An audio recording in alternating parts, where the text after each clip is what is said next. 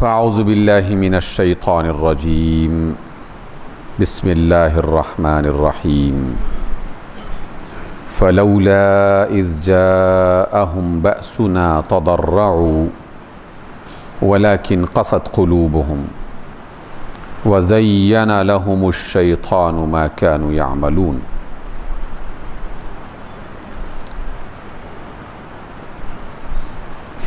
ایسا کیوں نہ ہوا کہ جب ان کے پاس ہمارا عذاب اور ہماری طرف سے سختی آئی تو اس کے نتیجے میں وہ عاجزی اختیار کرتے، اللہ کے سامنے گڑ گڑاتے، لیکن ان کے دل سخت ہو گئے اور شیطان نے ان کے اعمال کو خوبصورت بنا کر ان کے سامنے پیش کر دیا۔ فلما نسوا ما ذکروا به فتحنا علیہم ابواب کل شیء، اور جب وہ ان تعلیمات کو فراموش کر چکے اور ان کو بھول گئے کہ جو انہیں بار بار یاد دلائی گئی تھیں، تو پھر ہم نے ان کے لیے ہر طرح کے دروازے کھول دیے، خوشحالی کے دروازے کھول دیے۔ حتی اذا فرحوا بما اوتوا، یہاں تک کہ جب وہ اس نعمت میں اور اس سہولت کی مال و دولت میں خوب خوش ہونے لگے اور اس میں مست ہو گئے، اخذناہم بغتۃ فاذا ہم مبلسون، پھر ہم نے انہیں اچانک پکڑ لیا اور اب وہ مایوس ہو گئے۔ فقطع دابر القوم الذین ظلموا، اور اس طرح سے ظالم قوم کی جڑ کاٹ دی گئی۔ والحمد للہ رب العالمین، حقیقت یہ ہے کہ سب تعریف صرف اور صرف اللہ کے لیے ہے جو جہانوں کا رب ہے۔ سامعین گرامی، سورۃ الانعام کی یہ ابتدائی آیات جو آیت نمبر 42 سے لے کر 45 تک آپ کے سامنے تلاوت کی گئی ہیں، ایک ایسی سنت کو ظاہر کر رہی ہیں جو اللہ رب العزت کی زمین پر روز ازل سے چل رہی ہے۔ اللہ اس زمین والوں پر مہربان ہے، یہ سب سے پہلا اور بنیادی نقطہ ہے۔ اللہ اس زمین پر بسنے والوں کے لیے خیر خواہی چاہتا ہے، یہ سب سے بنیادی بات ہے۔ اللہ رب العزت اس زمین پر رہنے والوں میں انسانوں کو اور جنات کو اپنی جنتوں میں جگہ دینا چاہتے ہیں، اس میں بھی کوئی شک و شبہ نہیں ہے۔ اس وجہ سے وہ اپنی رحمت کے لیے، اپنی جنت کے لیے، اپنی رضا کے لیے انبیاء کا ایک سلسلہ قائم کرتے ہیں، کتابوں کے ذریعے سے تعلیم دی جاتی ہے، عقل سلیم، فہم و دانش، انسان کو شعور عطا کر کے اس راستے پر اسے گامزن کیا جاتا ہے اور اس صراط مستقیم کو آسان کیا جاتا ہے۔ لیکن بعض لوگ ایسے ہوتے ہیں کہ جو اس طرح کے صحیح، آسان، سچے اور مخلص واسطوں کو قبول نہیں کرتے، رسولوں کی بات کی طرف دھیان نہیں دیتے، اللہ کی کتاب کی تعلیمات کو نظر انداز کر دیتے ہیں، اپنی عقل اور اپنے شعور کو شیطان کے حوالے کر دیتے ہیں اور محض پرانی جاہلیت کی روایات کو، خاندانی عادات کو وہ اپنے لیے مشعل راہ بناتے ہیں، تو پھر اللہ تعالیٰ دوسرا طریقہ اختیار کرتے ہیں، اور دوسرا طریقہ ہے کہ پھر اللہ ان کی زندگی میں تنگی پیدا کرتا ہے، انہیں کسی مصیبت میں مبتلا کرتا ہے، ان کے حالات کو مشکل بنا دیتا ہے۔ کسی بیماری میں مبتلا کر دیا، کسی مالی مصیبت میں مبتلا کر دیا، کسی خاندانی مشکل میں مبتلا کر دیا، لیکن اللہ رب العزت کی یہ ابتلا اور یہ مصیبت میں ڈالنا بھی در حقیقت اس کی مہربانی اور اس کی رحمت اور اس کے کرم نوازی کی ایک علامت اور دلیل ہے۔ وہ انسانوں کو مصیبت میں اس لیے نہیں ڈالنا چاہتا یا ڈالتا کہ اللہ تعالیٰ کو اس سے خوشی حاصل ہوتی ہے اور اسے یہ اچھا لگتا ہے کہ دیکھو میرے بندے انسان کس طرح مصیبت میں چیخو پکار کر رہے ہیں۔ اللہ کو یہ بات ناپسند ہے اور نہ کہیں قرآن مجید میں اور سابق انبیاء کی کسی روایت میں اس کا اشارہ تک بھی ملتا ہے۔ اللہ رب العزت اگر کتاب، رسول، عقل، شعور اس کی بنیاد پر سمجھاتے ہیں، اس میں بھی مقصد انسان کی خیر خواہی، اس کا صراط مستقیم پر آنا، اس کا دنیا اور آخرت میں کامیاب ہونا، یہی مقصد ہے۔ لیکن جب دیکھتا ہے کہ بندے سنبھل نہیں رہے تو پھر وہ مصیبت میں مبتلا کرتا ہے، اور فرمایا کہ ہم نے تو مصیبت اس وجہ سے نازل کی تاکہ یہ لوگ میرے سامنے عاجزی کا اظہار کریں، اپنے آپ کو مصیبت میں مبتلا دیکھتے ہوئے مجھے پکاریں، میرے سامنے گڑ گڑائیں، اپنی بندگی کا اظہار کریں، یہ واسطے دیں کہ اے اللہ تو ہمارا رب ہے، تو ہی ہمیں بچانے والا ہے، ہم تیرے بندے ہیں، بھٹک گئے تھے راستے سے، غلطیاں ہو گئی تھیں ہم سے، شیطان کی راہ پہ چل پڑے تھے، اپنی طرف سے غلطی کا اعتراف کرتے ہوئے عاجزی کا اظہار کرتے۔ لیکن اللہ فرماتے ہیں کہ بہت سے لوگ ایسے بھی ہیں کہ مصیبت ان کے لیے راہ راست کو نہیں کھولتی، انہیں سیدھے راستے پر لانے میں کامیاب نہیں ہوتی۔ وہ مصیبت کو اللہ کے سامنے عاجزی اور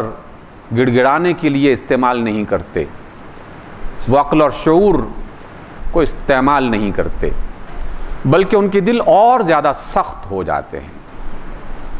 اگر وہ اس سے پہلے اللہ کی نافرمانی کر رہے تھے تو مصیبت کے بعد اور زیادہ نافرمانی میں پڑ گئے، وَلَكِنْ قَسَتْ قُلُوبُهُمْ، لیکن پھر ان کے دل سخت ہو گئے، اور جب دل سخت ہو گئے اور مصیبت میں بھی اللہ کو نہ پکارنے لگے تو شیطان کو ایک اور موقع مل گیا۔ اب شیطان نے ایک دوسرا داؤ چلایا۔ اللہ فرماتے ہیں کہ وَزَيَّنَ لَهُمُ الشَّيْطَانُ مَا كَانُوا يَعْمَلُونَ، وہ لوگ جو کام کرتے تھے اور جو کردار اپنائے ہوئے تھے، اللہ تعالیٰ نے پھر یہ موقع ایک اور انداز میں بیان کیا کہ شیطان اپنے داؤ کو استعمال کرتا ہے اور ان کے برے کاموں کو خوبصورت بنا کے پیش کرنے لگتا ہے، اس سے بجائے اس کے کہ وہ شخص اپنی غلطی پر غور کرے اور اس سے واپس آنے کی کوشش کرے، وہ اور زیادہ ڈھٹائی کا راستہ اختیار کرنے لگتا ہے۔ بالکل اس طرح جیسے کسی طالب علم کو، کسی بچے کو اس کے والدین سمجھائیں کہ تعلیم بہت مفید عمل ہے، اس سے تمہارا مستقبل کامیاب ہو جائے گا، اس سے تمہاری زندگی سنور جائے گی، اور وہ مختلف مثالیں دے دے کر سمجھائیں، دیکھو فلاں بندے نے پڑھا اور اب وہ کتنی ترقی کر چکا ہے، کتنی آسان زندگی بسر کر رہا ہے۔ وہ سب یہ باتیں بچہ سنتا ہے اور نظر انداز کرتا رہتا ہے، توجہ نہیں کرتا۔ پھر والدین ذرا سختی کرتے ہیں، لیکن وہ سختی سے بھی سنبھلتا نہیں ہے، بلکہ وہ اور زیادہ ڈھٹائی پر اتر آتا ہے۔ تو اللہ رب العزت نے یہ والی مثال قوموں کے حوالے سے دی ہے کہ جب کسی فرد پر یا کسی ملک کے رہنے والے لوگوں پر مصیبت آ جائے کسی بھی نوعیت کی، زندگی تنگ ہو جائے، بیماریاں بڑھنا شروع ہو جائیں، بدامنیاں پھیلنا شروع ہو جائیں، بے قراریاں اور بے چینیاں بڑھ جائیں، لوگوں کو اپنی جان مال عزت کی حفاظت اس میں مشکل پیش آنے لگے، ہر وقت خطرہ اور کھٹکا لگا رہے کہ پتہ نہیں کیا ہوگا، بچے اسکول سے خیریت سے واپس آئیں گے کہ نہیں آئیں گے، کاروبار چلے گا کہ نہیں چلے گا، وغیرہ وغیرہ. یہ سب مصیبتوں کے مختلف رنگ ہیں. اللہ فرماتے ہیں کہ انہیں چاہیے تو یہ تھا کہ جب اس طرح کی مصیبتیں آئیں تو وہ اللہ کو پکارتے، اپنی خرابیوں کی طرف توجہ دے کر یہ غور کرتے کہ ہم سے کیا غلطی ہوئی ہے، اور اس کی بنیاد پر وہ اپنے اللہ کو پکارتے، اپنی توبہ کرتے. لیکن انہوں نے یہ راستہ اختیار نہیں کیا، بلکہ ڈھٹائی کا راستہ اختیار کیا کہ کر لو جو کرنا ہے، ہم تو یہی کریں گے، اور ہم نے کوئی غلط نہیں کیا، ہم بالکل صحیح کر رہے ہیں. فلما نسوا ما ذکروا به، اور جب انہوں نے اللہ اور اس کے رسول کی ان تعلیمات کو بھلا دیا کہ جو انہیں بار بار یاد دلائی جاتی رہیں. ذکرہ کا جو لفظ ہے اس کا معنی ہوتا ہے بار بار یاد دلانا، صرف ایک بار ذکر کر دینے کے لیے تذکیر کا لفظ استعمال نہیں ہوتا، بلکہ اس کے اندر ایک تسلسل ہے تاکہ انسان سنبھل جائیں، بار بار بات بتائی جائے، سمجھائی جائے. لیکن جو انہیں بار بار بات سمجھائی جا رہی تھی، جب انہوں نے بھلا دیا اس کو، فتحنا علیہم ابواب کل شیء، اب اللہ تعالیٰ کی تیسری آزمائش شروع ہو گئی. یہ آزمائش کا تیسرا رنگ ہے، اور یہ رنگ یہ ہے کہ خوشحالیاں شروع ہو جاتی ہیں، مال آنا شروع ہو جاتا ہے، آسانیاں آنا شروع ہو جاتی ہیں، ترقیاں ہونے لگتی ہیں، انسان کو عہدے ملنے لگتے ہیں، اور بندہ مست ہو جاتا ہے کہ واہ واہ کیا بات ہے، سب طرف بھلا ہی بھلا ہے. لیکن اللہ کی طرف سے در حقیقت یہ ایک تیسری آزمائش ہے. یہ تمام ترقی، مال و دولت، عزت، شہرت اس کے لیے باعث نعمت ہو سکتی تھی اگر اس نے اپنی غلطیوں کا اعتراف کیا ہوتا اور غلط راستے کو چھوڑ کر صحیح راستے کو اختیار کیا ہوتا تو یہ ان کے لیے نعمت تھی. لیکن اگر گناہ اسی طرح چلتا رہا، ظلم اسی طرح چلتا رہا، کرپشن اسی طرح چلتی رہی، اور مال و دولت میں اضافہ ہو رہا ہے، اختیار میں اضافہ ہو رہا ہے، شہرت میں اضافہ ہو رہا ہے، تو یہ در حقیقت تیسری آزمائش ہے. اور یہ تیسری آزمائش زیادہ خوفناک ہے. اللہ فرماتے ہیں کہ پھر ہم اس کے لیے آسائشوں کے، آسانیوں کے دروازے کھول دیتے ہیں. وہ لوگ پھر مست ہو جاتے ہیں، ہر روز ان کے بینک بیلنس میں اضافہ ہونا شروع ہو جاتا ہے، ہر روز ایک نیا عہدہ انہیں ملنا شروع ہو جاتا ہے، چاروں طرف خبروں میں آنا شروع ہو جاتے ہیں. یہ سب زندگی کے اندر سہولتوں اور خوشحالیوں کے انداز ہیں جو ہر دور میں اپنی شکل میں ظاہر ہوتی رہی. لیکن آسان سا پیمانہ ہے کہ اگر تو گناہ کو چھوڑ کر آسانیاں ملی ہیں تو اللہ کی رحمت ہے، لیکن اگر گناہوں پر عمل کرتے ہوئے یہ آسانیاں ملنا شروع ہو گئی ہیں تو سمجھ لیجئے کہ اب معاملہ زیادہ خراب ہونے والا ہے. حتی اذا فرحوا بما اوتوا، یہاں تک کہ جب وہ مست ہو گئے اس چیز میں کہ جو انہیں دی گئی تھی خوشحالی کی صورت میں، مال و دولت کی صورت میں، اخذناہم بغتۃ، پھر ہم نے اچانک ان کو پکڑ لیا، فاذا ہم مبلسون، اور جب وہ پکڑے گئے تو مایوس ہو گئے، اللہ تعالیٰ کی رحمت سے بھی مایوس ہو گئے. فقطع دابر القوم الذین ظلموا، اور اس طریقے سے ظالم قوم کی جڑ کاٹ دی گئی. اللہ تعالیٰ نے یہ نہیں کہا کہ کافر قوم کی جڑ کاٹ دی گئی، ظالم قوم کی جڑ کاٹ دی گئی، کیونکہ اللہ کو جہاں کفر بہت ناپسند ہے، ظلم اس سے بھی زیادہ ناپسند ہے. اس وجہ سے یہ ایک اصول بتایا جا رہا ہے، جہاں بھی یہ والا منظر اور یہ والی صورت نظر آئے تو عقل مندی کا تقاضا یہ ہے کہ اپنے آپ کو اس قاعدے کے اندر رکھ کر دیکھا جائے کہ کہیں یہ آیات میرے بارے میں میری رہنمائی کر رہی ہیں کہ نہیں کر رہی؟ کہیں مجھے تو نہیں خبردار کیا جا رہا، اور کہیں میں بھی اسی راستے پر تو نہیں چل رہا کہ جس میں اللہ تعالیٰ کا عذاب اچانک آ جائے اور پھر جڑ کاٹ کے رکھ دی جائے۔ اسی اللہ تعالیٰ نے فرمایا کہ ہم ایسا کرتے ہیں۔ وَالْحَمْدُ لِلَّهِ رَبِّ الْعَالَمِينَ۔ اس کائنات میں جتنے مرضی فساد پیدا ہو جائیں، جتنی مرضی قیامتیں آ جائیں، جتنے مرضی انقلابات آ جائیں، یہ کائنات مکمل طور پر اللہ رب العزت کے کنٹرول میں ہے۔ ایسا نہیں ہے کہ اللہ تعالیٰ کا اقتدار کمزور پڑ گیا ہے۔ چند لوگوں کی بغاوتوں، چند لوگوں کے فساد کی وجہ سے اس کی کائنات میں ایک ذرہ برابر فرق نہیں آتا۔ اس لیے وہ تعریفوں کا مالک ہے، تعریفوں کے لائق ہے۔ سارے جہان اسی کے قبضہ قدرت میں ہیں، اور سارے جہانوں کی ہر شے اس کے لیے مدح و ثنا میں مگن اور مصروف ہے۔ اس لیے چند لوگوں کو اور چند گروہوں کو اپنے مال و دولت کی کثرت، اپنے اقتدار کی قوت اس بات پر آمادہ نہ کرے کہ وہ یہ سوچنے لگے کہ اب ہمیں کوئی نہیں ہٹا سکتا، اب ہمیں کوئی پکڑ نہیں سکتا، اب ہم سے کوئی پوچھ نہیں سکتا۔ دنیا میں ساری عدالتیں خاموش ہو جائیں، سارے انسان ان کے لیے اپنی آنکھیں بچھا دیں، لیکن جب اللہ کا فیصلہ ہوگا تو اصل فیصلہ تو وہی قرار پائے گا۔ اور اس کی آسان سی مثال یہی ہے جس کا ذکر میں نے پہلے بھی کیا، کہ اگر گناہوں اور اللہ تعالیٰ کی بغاوت کے باوجود مال و دولت میں اضافہ ہو رہا ہے تو یہ در حقیقت خطرے کی علامت ہے۔ لیکن اگر توبہ، استغفار اور اس کے نتیجے میں صحیح راستے کو اختیار کرنا، محنت، جدوجہد، عمل کی صفائی، پاکیزگی، اس کی بنیاد پر انسان کو نعمت مل رہی ہے تو یہ اس کی رحمت ہے، یہ ترقی کی راہ ہے۔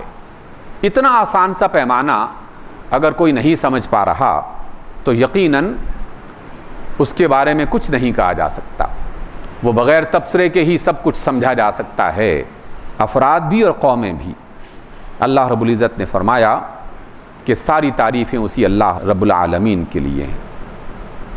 پھر اللہ رب العزت نے دوبارہ سے ایک ایسا اسلوب اپنایا ہے اگلی آیتوں میں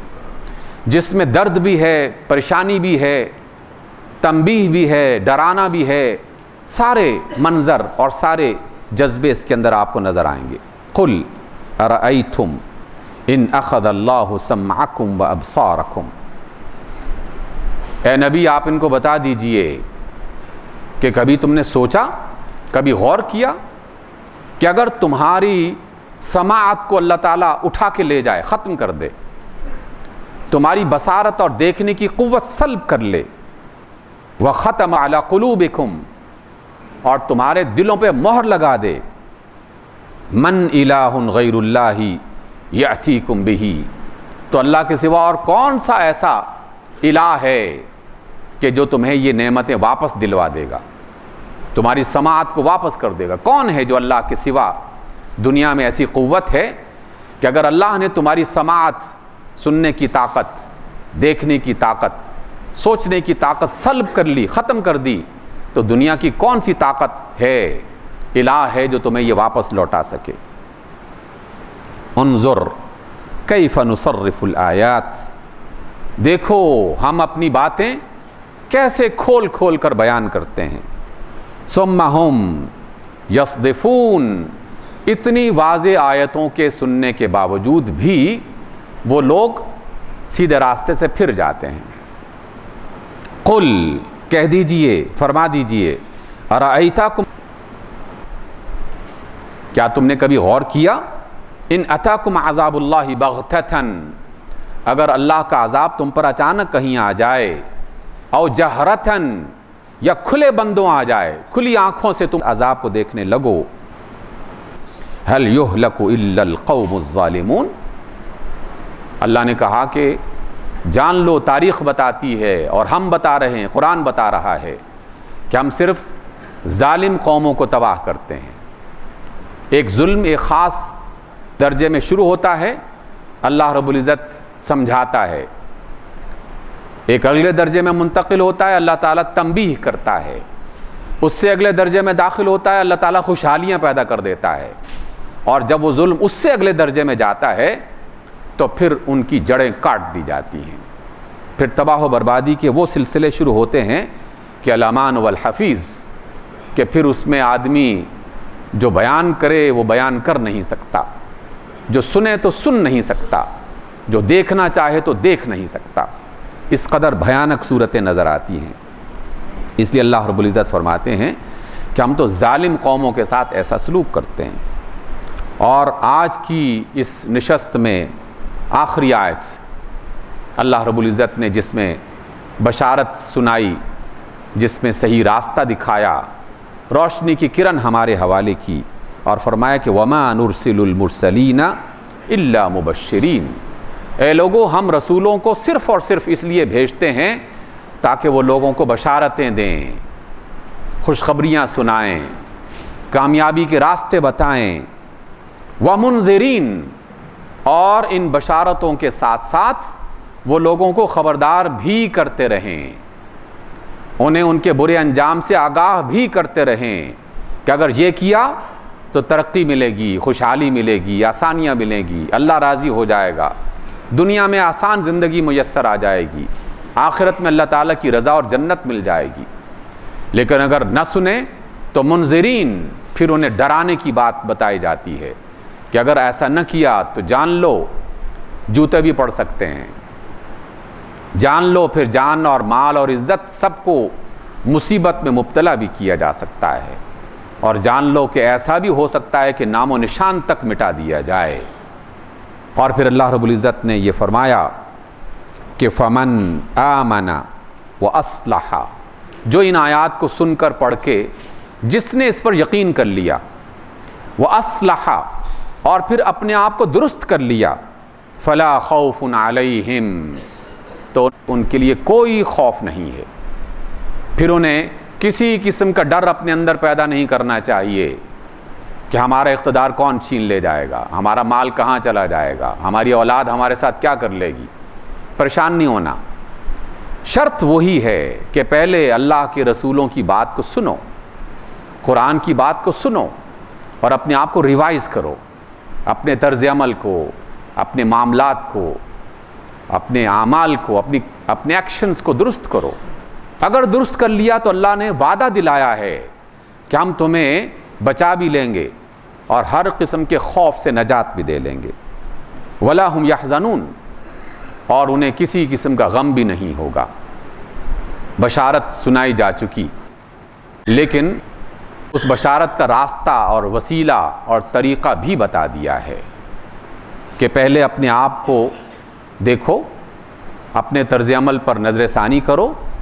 جو کرپشن کا مال ہے واپس لوٹاؤ،